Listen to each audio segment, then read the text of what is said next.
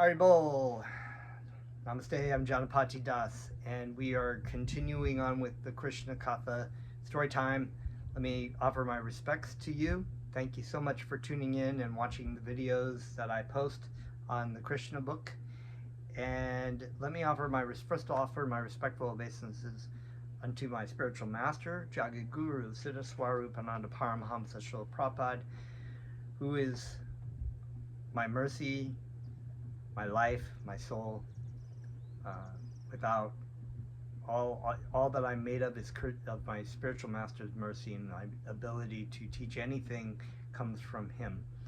I'd like to also offer my respectful obeisances unto Bhaktivedanta Swami Prabhupada, my spiritual grandfather, who has been so kindly given us Krishna in this world that we just got done celebrating the appearance day of Bhaktivedanta Swami Prabhupada, and his mercy is we can't even underestimate or even overestimate, for that matter, the amazing feat that he did by bringing us Krishna and translating the Srimad Bhagavatam in this Krishna book that we are reading. So, under my spiritual master's instructions and under the instructions of all great acharyas, we will chant Krishna's names together. So please, I ask if you may join along with me and chant and be happy. Here we go.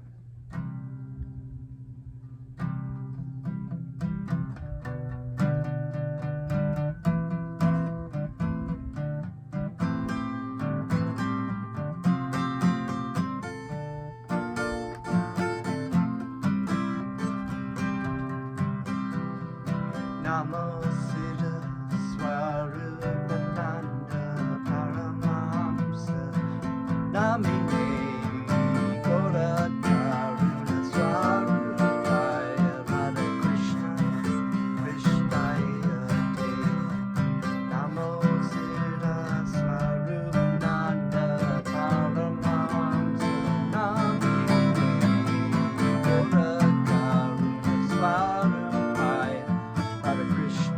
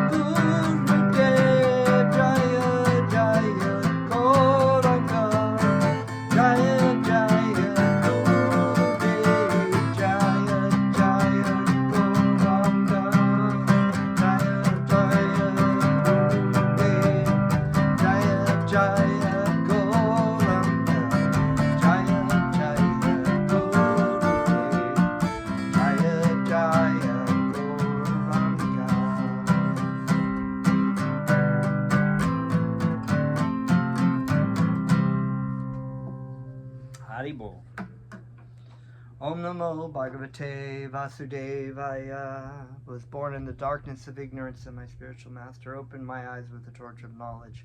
I offer my respectful obeisances unto him.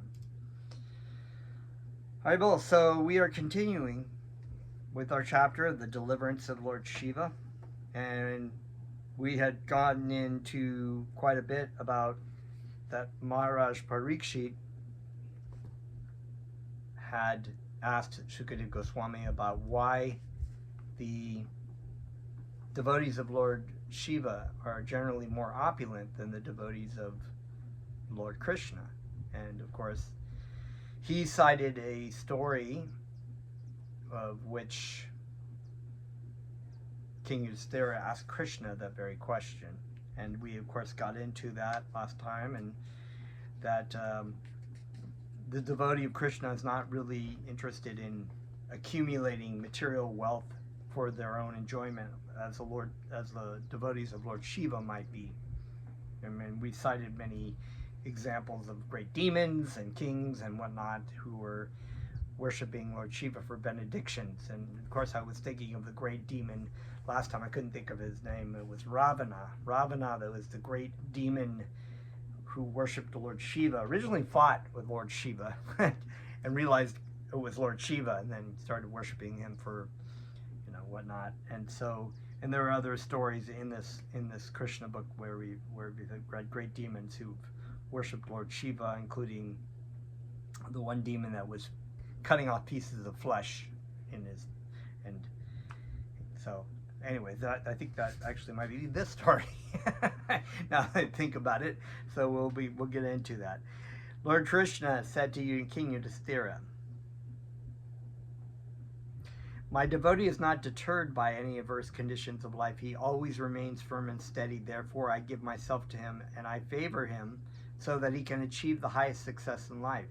The mercy bestowed upon the tried devotee by the Supreme Personality of Godhead is described as Brahman, which indicates that the greatness of that mercy can be compared only to the all-pervasive greatness. Brahman means unlimitedly great and unlimitedly expanding.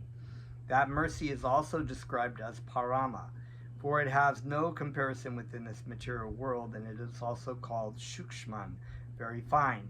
I think we read this last time, but we'll just read it anyway. The Lord's mercy upon the tried devotee is not only great and unlimitedly expansive, but it is of the finest quality of transcendental love between the devotee and the Lord. Such mercy is further described as Chintamatram, completely spiritual. The use of the word matram indicates absolute spirituality with no tinge of material qualities. That mercy is also called Sat, eternal, and Anantakam, unlimited. Since the devotee of the Lord is awarded such unlimited spiritual benefit, why should he worship the demigods? A devotee of Krishna does not worship Lord Shiva or Brahma or any other subordinate demigod. He completely devotes himself to the transcendental loving service of the Supreme Lord. Shukadeva Goswami continued, the demigods headed by Lord Brahma and Lord Shiva, and including Lord Indra, Chandra, Varuna, and others, are apt to become very quickly satisfied and not very quickly angered by good and ill behavior of their devotees. And Lord Shiva's, this is seen time and time again. In fact, this story will demonstrate the I don't know what the word is to say exactly for that, but just not really thinking things through about, like, well, this guy is a demon, and if he's worshiping me for some kind of material benefit, it's not going to end well. But this is not so with the Supreme Personality of Godhead, Vishnu. This means that any living entity within this material world, including the demigods, is conducted by the three modes of material nature, and therefore the qualities of ignorance and passion are very prominent within the material world. Those devotees who take blessings from the demigods are also infected with the material qualities, especially passion and ignorance. Passion and ignorance is so predominant in modern society. All you have to do is look around and look at the situations that are going on. Very little goodness, very religiosity, mostly, a lot of passion, a lot of ignorance. Lord Sri Krishna has therefore stated in the Bhagavad Gita that to take blessings from the demigod is less intelligent Because when one takes benediction from the demigods, the results of such benedictions are temporary. It's kind of a duh factor, but people are so enamored by these things.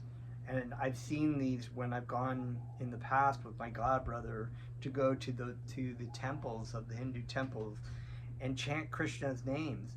People are not particularly interested, but they're all lined up at different statues of demigods, offering their sacrifices and their praises and whatnots for good husbands, good wives, good health, money in their business. It's almost like to pray to God for so that your football team will win. So along that line, it's temporary. It's very foolish, and it's a waste of your time. It's easy to get material opulence by worshiping the demigods, but the result is sometimes disastrous. Yeah, you got to be careful what you wish for. You really want something very bad. Think about that. Oh my God, would you look at that girl, or would you look at that boy? Oh my God, she's so, you just have this fantasy, and Hollywood is so based on romance and meeting the perfect prince, or meeting the perfect princess, or just being completely happy with this person. And then all they show in the Hollywood movies is just the point of where they ride off into the sunset. They don't show the next 30 or 40 years down the line. It's like, what happened to my prince? What happened to my princess? My princess is 40, 50, 60 pounds overweight. My prince has gotten a beer gut, and he's lost his teeth, and his hair's falling out, and he's kind of an asshole now. Why wasn't he so charming before? Or even worse, you think everything is so skin deep. You're like, oh, that girl is so perfect, so beautiful, so wonderful, so attractive. She will completely make me happy, or he will completely make me happy. And you don't really get, sometimes in not even 6 months with some of these marriages, or a year, or 5 years, or even if they're 50 years, and the husband's beating the shit out of the wife, or just psychological damage, or the people are cheating on each other. It's just and then you're like, oh, oh my God, what have I done? That was a big mistake. But that girl over there, that looks like a really good situation. And it's really what you're looking for is, you're looking for Krishna. You're looking for the perfect love, the perfect friend, and you will never ever find it in the material world, from material forms. It's not that you can't have relationships, but you have to kind of know where your focus is. If you're working with your wife or your husband, and you're working together to help each other spiritually, help your children spiritually, help your focus be on God, that's a good thing.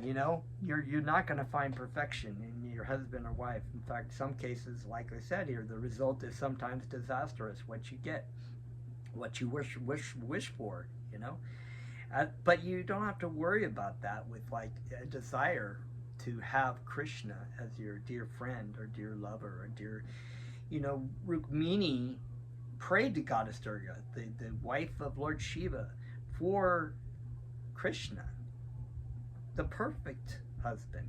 And he is the perfect. He is the supreme personality of Godhead. He is completely satisfying for all living beings.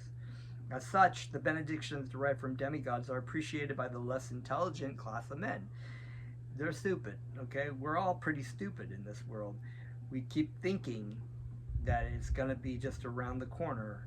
Who knows? Could be. It's only just out of reach, round the block, on the beach, under a tree. That West Side Story song. Yeah. So it's just there. It could be just there. It just might be. It might find my Maria. Persons who derive benedictions from the demigods gradually become puffed up with material opulence and neglectful of their benefactors. Yeah, and then you have a situation where money corrupts.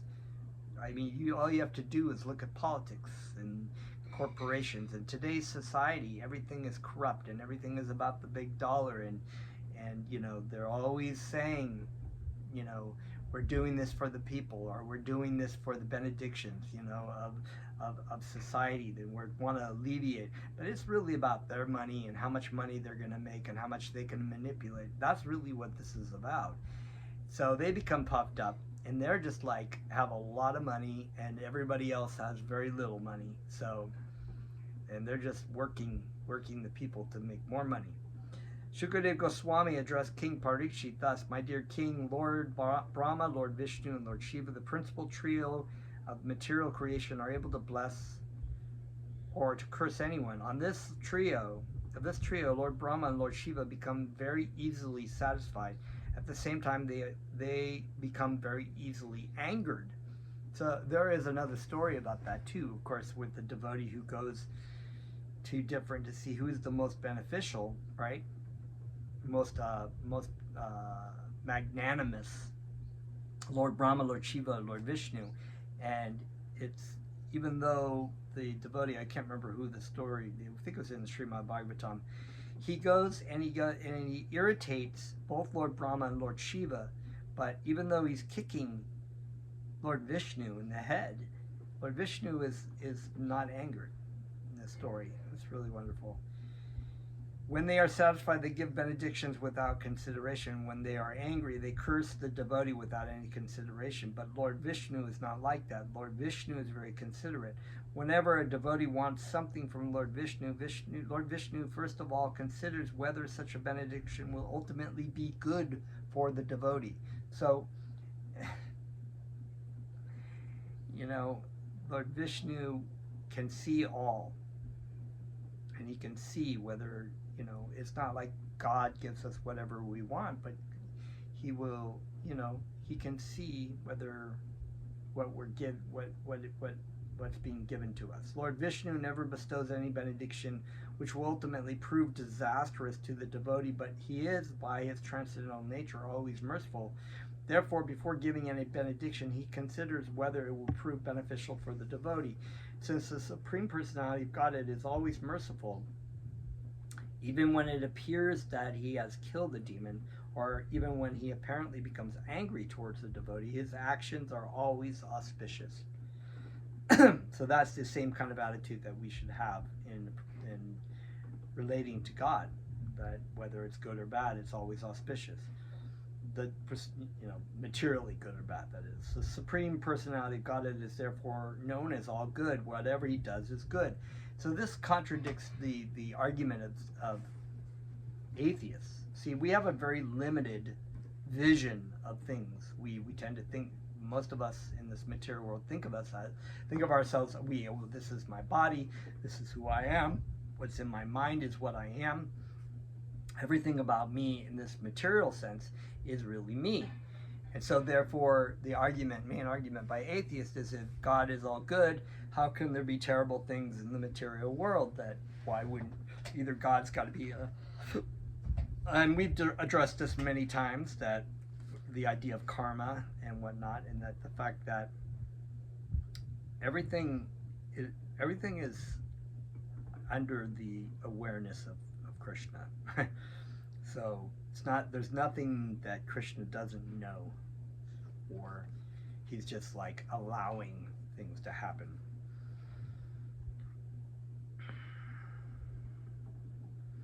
Since the Supreme Personality of Godhead is always merciful, okay, so the Supreme Personality, as for the benedictions given by the demigods like Lord Shiva, there is the following historical incident cited by great sages. Once Lord Shiva, after giving a benediction to a demon named Vrikashura, the son of Shakuni, was himself trapped in a very dangerous position. So here's a prime example of the disastrous situation where Lord Shiva gave this demon a benediction and then was in a dangerous position, which we're going to read about right now. Vrikashura was searching after a benediction and trying to decide which of the three presiding deities to worship in order to get it. In the meantime, he happened to meet the great sage Narada and consulted with him as to whom he should approach to achieve quick results from his austerities. He inquired of the three deities, namely Lord Brahma, Lord Vishnu, and Lord Shiva, who was the most quickly satisfied. Narada could understand the plan of the demon, and he advised him, "You had better worship Lord Shiva, then you will quickly get the desired result. Lord Shiva is very quickly satisfied and will quickly dissatisfied also. So you try to satisfy Lord Shiva." Narada also cited instances where demons like Ravana and Banasura were enriched with great opulences simply by satisfying Lord Shiva with prayers. Because the great sage Narada was aware of the nature of the demon Vrikasura, he did not advise him to approach Vishnu or Lord Brahma. Persons such as Vrikasura, who are situated in the material mode of ignorance, cannot stick to the worship of Vishnu. And Narada Muni also had a spiritual vision. He was a very, very, very elevated devotee, pure devotee beyond means. And he could see, when you have complete faith in Krishna, that even when you have a demon who's approaching Lord Shiva is under the control of Lord Krishna. So, anything that happens is Krishna's arrangement. So Krishna can handle the situation. After receiving instructions from Narada, the demon Vrikasura went to Kedarnath, the pilgrimage site of Kedarnath still exists near Kashmir. It is almost always covered by snow, but for part of the year during the month of July, it is possible to see the deity, and devotees go there to offer their respects. Kedarnath is for the devotees of Lord Shiva. According to the Vedic principle, when something is offered to the deities to eat, it is offered in a fire. Therefore, a fire sacrifice is necessary in all sorts of ceremonies. It is specifically stated in the Shastras that gods are to be offered something to eat through the fire. The demon Vrikasura therefore went to Kedarnath and ignited a sacrificial fire to please Lord Shiva. After igniting the fire in the name of Shiva, he began to offer his own flesh. And that's a demon, let me cut off, cut off my flesh off my body and throw it in the fire to offer to you. That's just like God. By cutting it from his own body so as to please Lord Shiva. Now that's a total mode of ignorance kind of thing. So Lord Shiva, being in the mode of ignorance, will be pleased because, but you'll see even Lord Shiva's like, whoa. Here is an instance of worship in the mode of ignorance. Yeah, even Bhaktivedanta said it right there. Total mode of ignorance. In the Bhagavad Gita, and so there are also situations where people enact austerities to supposedly bring about spiritual enhancement. Like you have these people, I remember they would do this in the Philippines when I was there. You have like these people who were Christians, so-called Christians, and they would be carrying crosses or whipping themselves with nails because this happened to Lord Jesus, and therefore they feel like they need to enact some kind of austerity along the line. I mean, people do these kind of things where they pierce their skin, they cut themselves. I mean, it's not necessary to do that, and that's not what the meaning of austerity is. And so also because you don't need to enact this idea of like ahimsa, which is in the Bhagavad Gita as a primary Vedic and Vaishnava a devotee's benefit. It means also not just to be non-violent towards others, but also mainly to not enact violence upon your body, physically, mentally, or spiritually. And so that is a prime example. So the austerity that is talked about that's beneficial is what comes about secondhand. It's like if you have to serve your spiritual master, you have to serve Krishna, And there is some sort of austerity that will come along with that. Like you have to, we have to fast on Janmashtami, or we don't fast to try to just hurt our bodies or whatever, but we understand that there is some austerity in not eating, but we focus our minds on Krishna.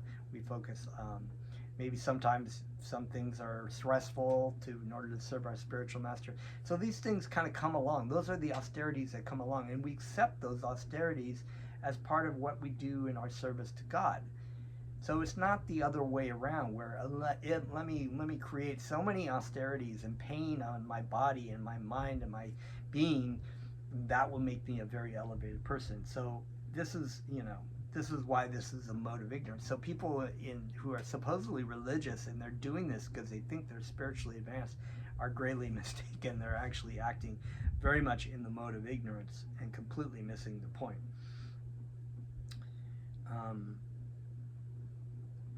Okay, so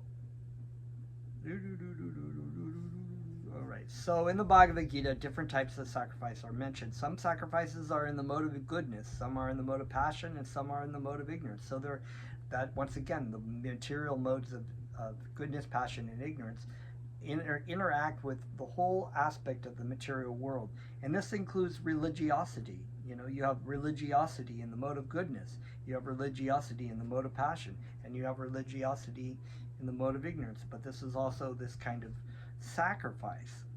So sacrifice, in the Bhagavad Gita, different types of sacrifice are mentioned.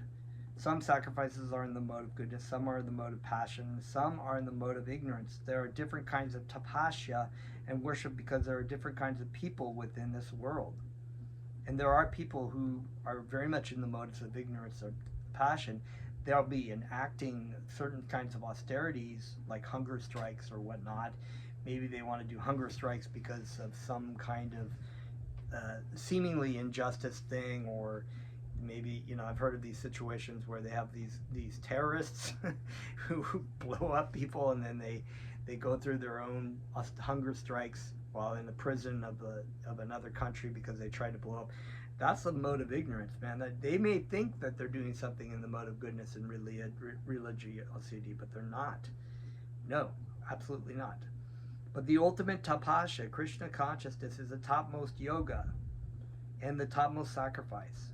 So another name of Krishna is yajna. Yajna means sacrifice, but the yajna with a capital Y is a name of Krishna because Krishna is ultimately the source of all sacrifices. So that is the goal, even for these people that are misguided in the mode of ignorance and passion. They're trying to elevate themselves in what they believe is the elevation.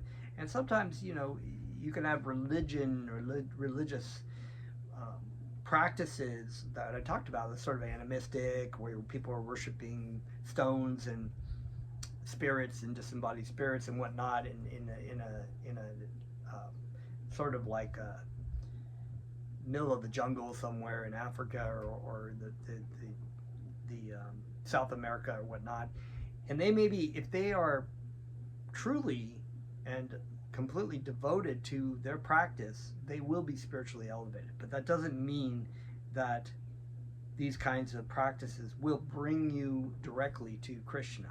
They may be, if they're acted well, they may be a small step to the next life. You might come into another situation where you're enacting sacrifices in the modes of passion. So this is all an elevation process. So even in the modes of material nature, if you're in the mode of ignorance, you want to get out of the mode of ignorance into the mode of passion, at least, because that's better than being in the modes of ignorance. But if you're in the modes of passion and you continue to elevate yourself to the mode of goodness. So this is all an elevation process to get to the mode of goodness, and from the mode of goodness to be able to engage in spiritual life that will bring you into a transcendental mode of goodness. Because here it says, but the ultimate, so as confirmed in the Bhagavad Gita, the topmost yoga is to think always of Lord Krishna within the heart, and the topmost sacrifice is to perform Sankirtan Yajna. That's why our spiritual masters, and my spiritual master, it's time and time again said, please chant Krishna's names. chant Krishna's names, hear and chant Krishna's names. This is what would, if you don't do anything else for me, this is the greatest sacrifice that you can do. Sankirtan Yachana. This is why Lord Krishna came as Lord Chaitanya in this age of Kali Yuga, to give us a very simple and direct process that no other sacrifice or austerity is necessary but the Sankirtan Yajna. In the Bhagavad Gita, it is stated that the worshippers of the demigods have lost their intelligence. As it will be revealed later in this chapter, Vrikasura wanted to satisfy Lord Shiva for a third-class materialistic objective, which was temporary and without real benefit. This is a lack of intelligence. It's really stupid. I mean, people do this all the time. They think that they're going for something really, really good, and they don't really see, they don't step back and look at the bigger picture of things. Like, this is not going to make me happy. This is not going to make it be lasting. You know, even if it did make me temporarily happy, it's temporary. So therefore, it will end, and then I will be unhappy. The asuras or persons within the modes of ignorance will accept such benedictions from demigods. In complete contrast to the sacrifice in the modes of ignorance, the Archana Vidhi process for worshipping Lord Vishnu or Krishna is very simple. Lord Krishna says in the Bhagavad Gita that he accepts from his devotee even a little fruit, a flower, or some water, which can be gathered by any person, poor or rich. Of course, those who are rich are not expected to offer only a little water, a little piece of fruit, or a little leaf to the Lord. A rich man should offer according to his position, but if the devotee happens to be very poor man, the Lord will accept even the most meager offering. The worship of Lord Vishnu or Krishna is very simple, and it can be executed by anyone in this world. But worship in the mode of ignorance is exhibited by Vrikasura. It's not only very difficult and painful. God, like, can you imagine? They're gonna start cutting off the flesh off my body as a sacrifice. That's nuts.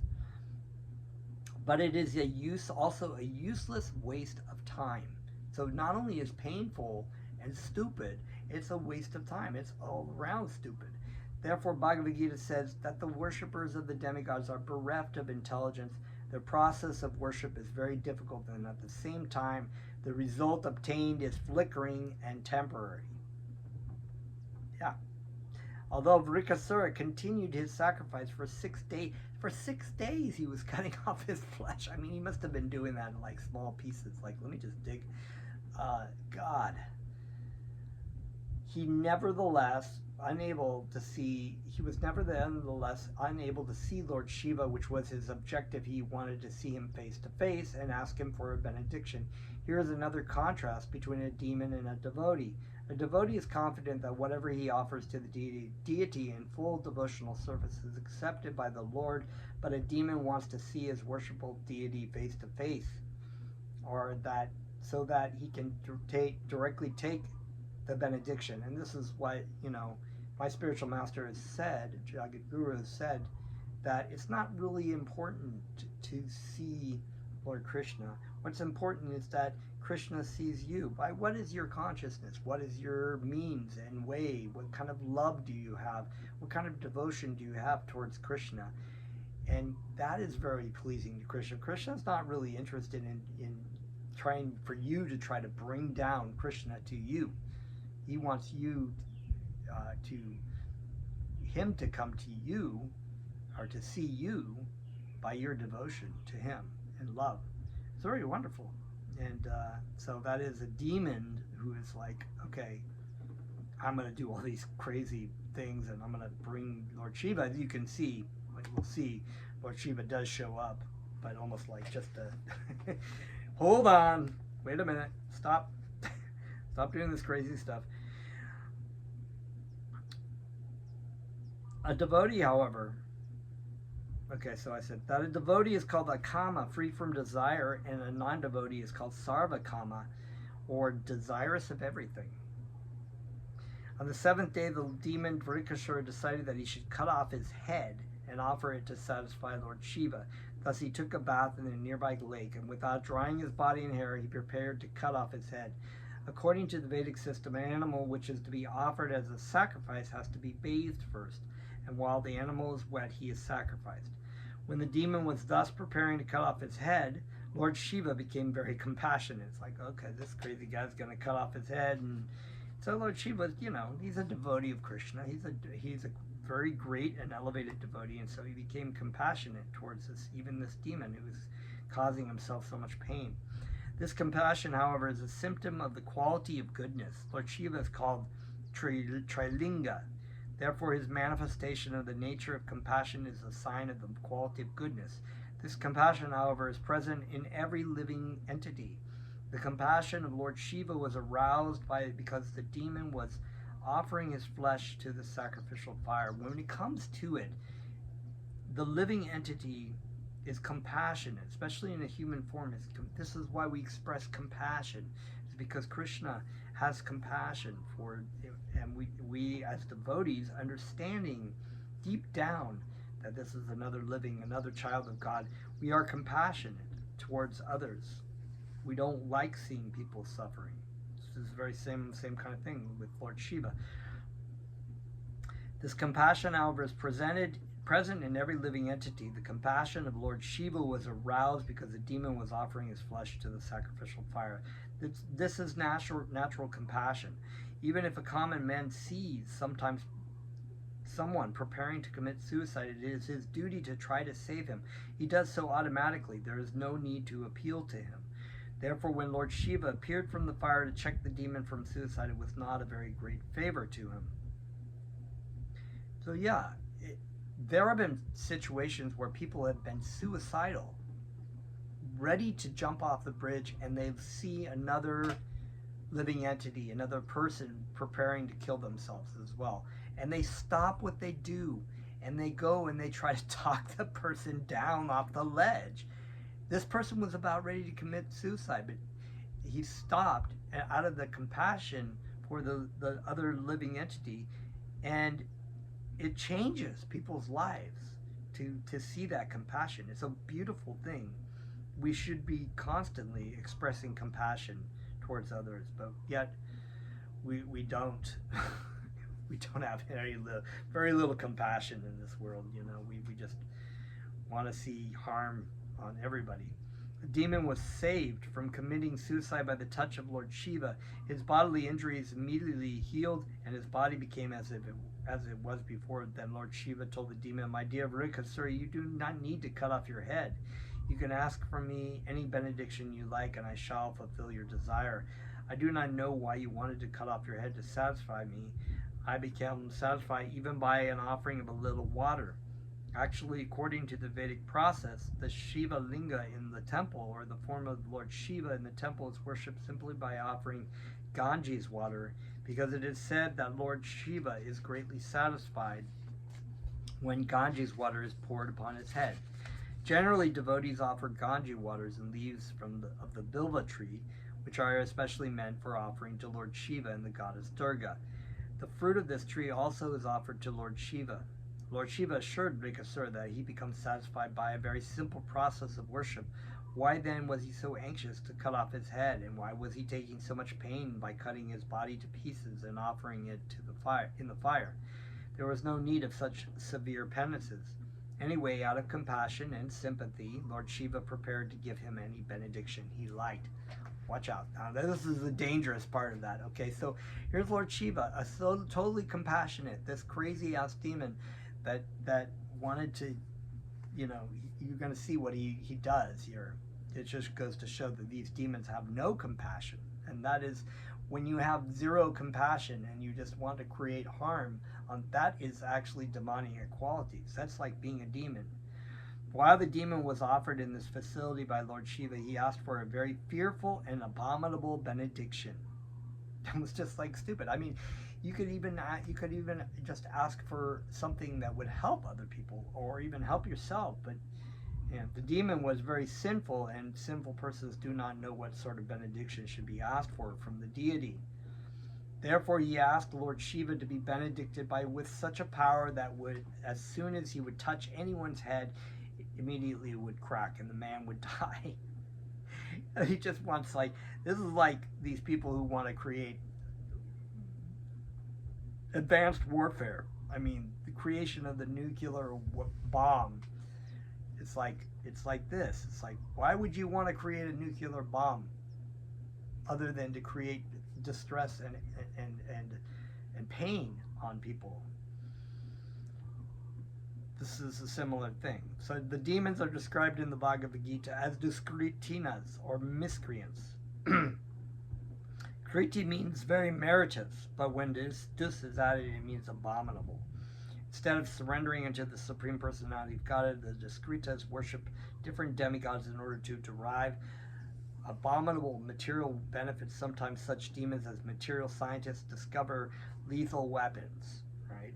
They cannot show their meritorious power by discovering something that which can save man from death, but instead they discover weapons which accelerate the process of death. And this is Bhaktivedanta in the 70s. I mean, what the height, kind of at the height of the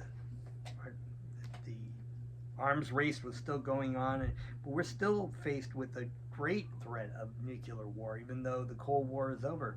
It's probably even more great. The weapons are more powerful. More countries have these kind of weapons. And so you have these scientists who have created, or they create things that just cause pain or make money for a few people, so that a whole bunch of people will get sick, and then they can create more things that will supposedly alleviate those kinds of pains in form of medical drugs, which actually have side effects and create more pain, and they have to create more prescription drugs, and the cycle just goes on, and then you're continually seeing the doctors. And so these kind of, they could solve so many kinds of cancers and things, but what they won't be making any money from those things, or all the organizations that are fighting cancer, they won't make money. So this is a prime example of what we see already in society. Instead of surrendering unto the Supreme Personality of Godhead, the diskritinas worship different demigods in order to derive abominable material benefits. Sometimes such demons as material scientists discover lethal weapons. They cannot show their meritorious power by discovering something which can save man from death, but instead they discover weapons which accelerate the process of death. Because Lord Shiva is powerful enough to give any benediction, the demon could have asked of him something beneficial for human society. But for his personal interest, he asked that anyone whose head would be touched by his hand would at once die. So yeah, that's just what I said before. It's like, let me choose this. Lord Shiva could understand the motive of the demon, and he was very sorry that he had served him. Whatever benediction he liked, he would not withdraw his promise, but he was very sorry in his heart that he was to offer him a benediction so dangerous to human society. The demons are described as diskritas, miscreants, because although they have a brain power and merit, the merit and brain power are used for abominable activities. Sometimes, for example, the materialistic demons discover a lethal weapon. The scientific research for such a discovery certainly requires a very good brain, but instead of discovering something beneficial to human society, they discover something to accelerate the death which is already assured to every man. And this is, material knowledge.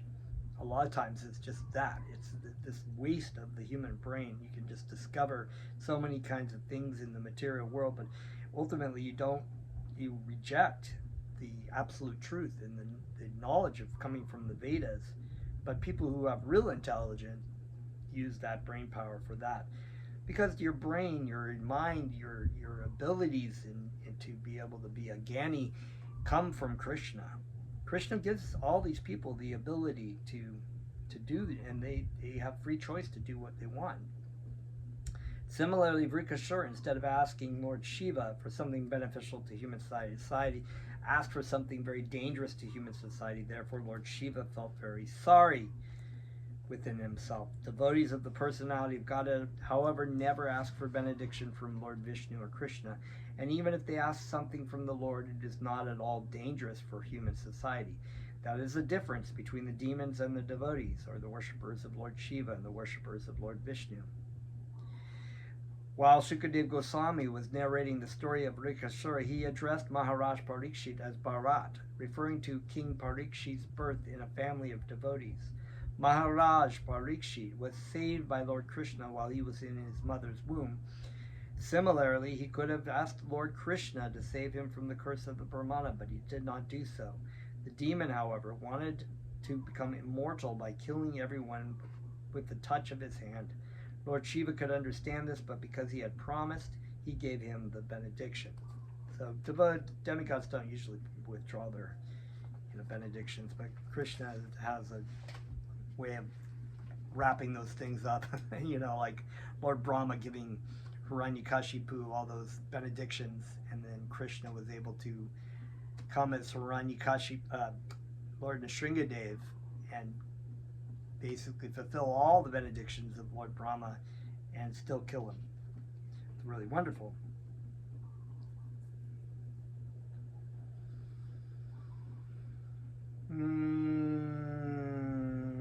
So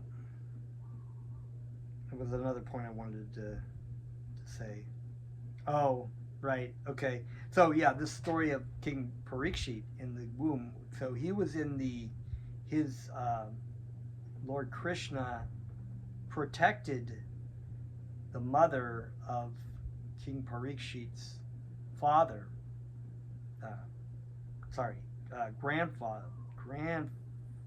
Father, because the son of King Yudhishthira had protected the wife because I think it's Ashwatthama.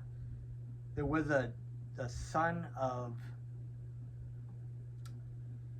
Dronacharya, I think, in the Battle of Kurukshetra, launched through mantras a Brahmastra, which was considered almost like a nuclear weapon. He had already beheaded all the sons of the Pandavas in their sleep as an act of revenge, and in it also tried to kill off the Yadu dynasty by in the Pandavas by their seed, by launching a Brahmastra to the wife of who had Maharaj Parikshit in her womb, and Krishna expanded across her in her womb, and the weapon was nullified and protected. So, but similarly, we know the story of the son of the Brahmana and King Parikshit, who went to go see a sage, and the sage was meditating, and he was trying to get a drink of water, and the sage was in meditation, so he put a snake on the head of the sage, and the son was really irritated, although the sage was not really irritated, and cursed King Parikshit to die in 7 days from a snake bird bite. And so this is why the Srimad Bhagavatam is being spoken, and why Shukadev Goswami is narrating the Srimad Bhagavatam to Maharaj Parikshit in 7 days. It's all really, really wonderful. So this is all part of Krishna's plan. So we needed Maharaj Parikshit to be able to fulfill his role, but he also didn't need to. He was not attached to dying or leaving his body, and he just did what he was supposed to do. The demon, however, being very sinful, immediately decided that he would use the benediction to kill Lord Shiva and take away Gauri Parvati for his personal enjoyment. So, similar story with Ravana taking Lord Rama's, Chandra's, Sita. For these demons, they're envious of not just everything sacred, but they also look and they want everything for themselves.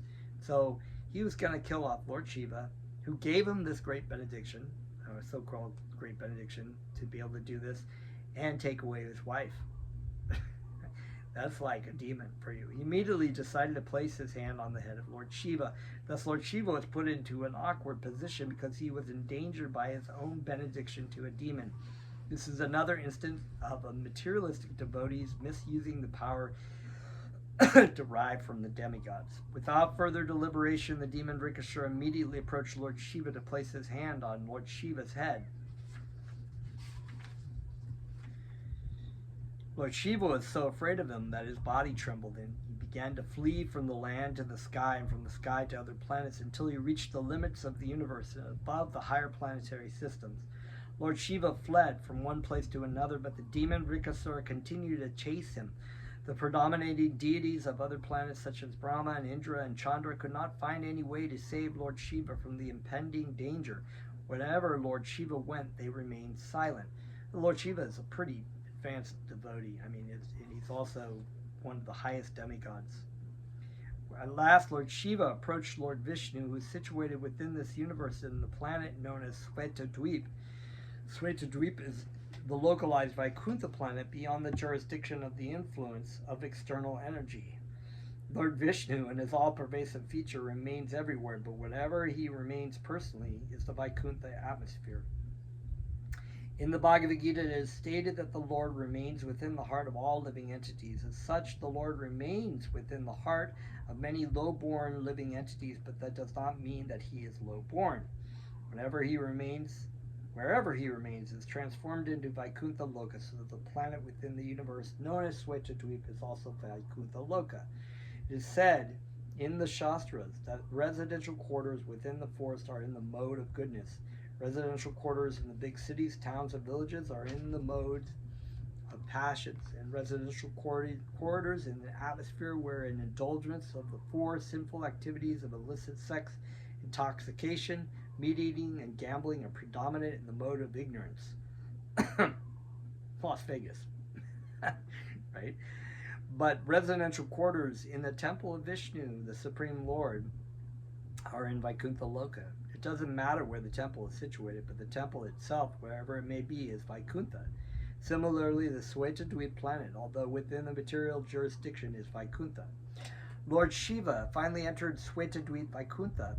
In Svetadweep, there are great saintly persons who are completely freed from the envious natures of the material world and are beyond the jurisdiction of the four principles of material activities, namely religiousness, economic development,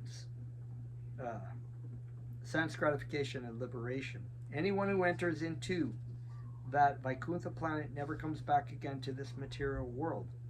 Lord Narayan is celebrated as a lover of his devotees. And as soon as he understood that Lord Shiva was in great danger, he appeared as a brahmachari and personally approached Lord Shiva to receive him from a distant place. The Lord appeared as a perfect brahmachari with a belt around his waist, sacred threads, deer skins, a brahmachari stick, and Rudra beads. Rudra beads are different than Tulasi beads. Rudra beads are used by the devotees of Lord Shiva. Dressed as a brahmachari, Lord Narayan stood before Lord Shiva. The shining effulgence emanating from his body attracted not only Lord Shiva, but also the demon Vrikasura. Lord Narayan offered his respects and obeisances unto Vrikasura just to attract his sympathy and attention. Thus checking the demon, the Lord addressed him as follows: "My dear son of Shakuni, you appear to be very tired, as if coming from a very distant place. What is your purpose? Why have you come so far? I see that you are very tired and fatigued, so I request you to take a little rest. You should not unnecessarily tire your body. Everyone greatly values his body, because with this body only can one fulfill all the desires of one's mind. We should not therefore unnecessarily give trouble to this body." The brahmachari addressed Vrikasura as a son of Shakuni, just to convince him that he was known to his father Shakuni. Vrikasura then took the brahmachari to be someone known to his family, and therefore the brahmachari's sympathetic words appealed to him. Before the demon could argue that if he had no time to take rest, the Lord began to inform him about the importance of the body, and the demon was convinced. Any man, especially a demon, takes his body to be very important. Thus, Vrikasura became convinced about the importance of his body. Then, just to pacify the demon, the brahmachari told him, "My dear Lord, if you think that you can disclose the mission for which you have taken trouble to come here, maybe I shall be able to help you so that your purpose will be easily served." Indirectly, the Lord informed him that because the Lord is the supreme Brahman, certainly he would be able to help to adjust the awkward situation created by Lord Shiva. The demon was greatly pacified by the sweet words of Lord Narayan in the form of a brahmachari, and he at last disclosed all that had happened in regard to the benediction offered by Lord Shiva.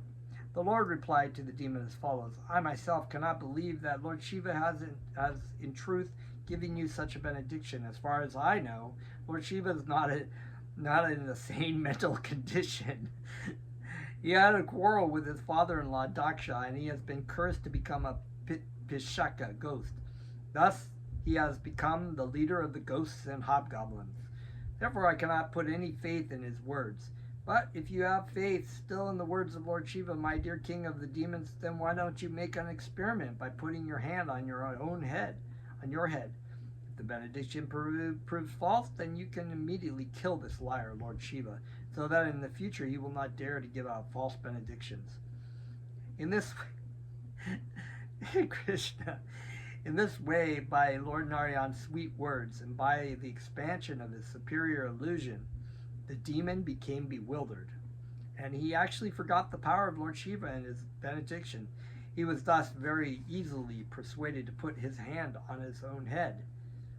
As soon as the demon did that, his head cracked as if struck by thunder, and he immediately died. The demigods from heaven began to shower flowers on Lord Narayan, praising him with all glories and all thanksgiving, and they offered their obeisances to the Lord. On the death of Rikasura, all the denizens in the higher planetary systems, namely the demigods, the Pitas, the Gandharvas, and the inhabitants of Janaloka, began to shower flowers on the personality of Godhead. Thus Lord Vishnu, in the form of a brahmachari, released Lord Shiva from the impending danger and saved the whole situation. Lord Narayan then informed Lord Shiva that this demon of Rikasura was killed as a result of his sinful activities. He was especially sinful and offensive because he wanted to experiment on his own master, Lord Shiva. Lord Narayan then told Lord Shiva, my dear Lord, a person who commits an offense to great souls cannot continue to exist. He becomes vanquished by his own sinful activities, and this is certainly true of this demon who has committed such an offensive act against you. So these the intentions will come back to fruition. It's pretty offensive to enact a benediction from someone you worship, and then to turn around and try to kill that person. That's pretty offensive, even if it was whoever it is. Thus, by the grace of the Supreme Personality of Godhead, Narayan, who is transcendental to all material qualities, Lord Shiva was saved from being killed by a demon. Anyone who hears this history with faith and devotion certainly becomes liberated from the material entanglement, as well as from the clutches of his enemies. Thus ends the Bhaktivedanta purport of the 3rd volume, 19th chapter of Krishna, Deliverance of Lord Shiva. And so we are moving on down to the last 2 chapters of the Krishna book. We'll be reading the super excellent power of Krishna next time. Thank you so much for attending. Let's chant.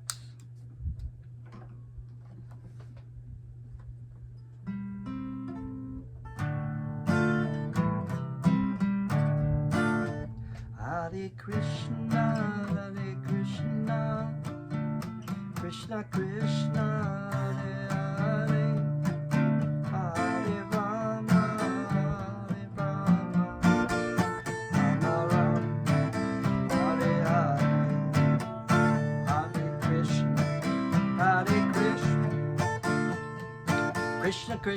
Hare Hare, Hare Rama, Hare Rama, Rama Rama, Hare Hare, Hare Krishna, Hare Krishna, Krishna Krishna,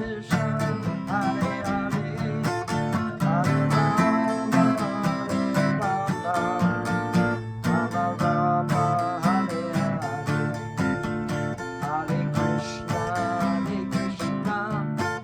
Krishna